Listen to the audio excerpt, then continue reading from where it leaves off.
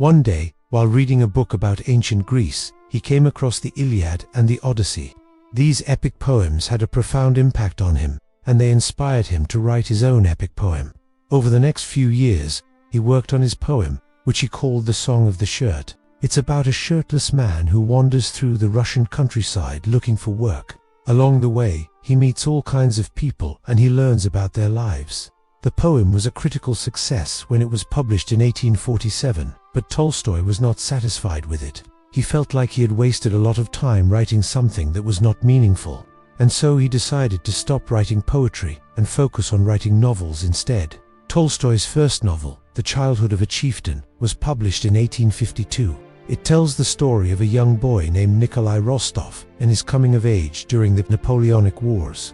The novel was a success, and it established Tolstoy as one of the leading writers in Russia. But once again, Tolstoy was not satisfied with his work. He felt like he had not fully explored the characters or the themes that he wanted to explore.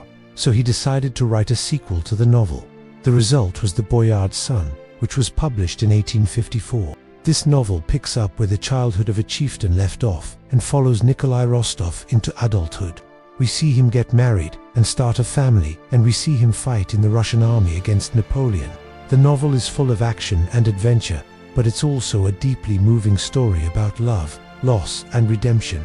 Like his previous novel, The Boyard's Son was a critical success, but once again, Tolstoy was not satisfied with his work. He felt like he had not fully explored the characters or the themes that he wanted to explore, so he decided to write another sequel to the novel.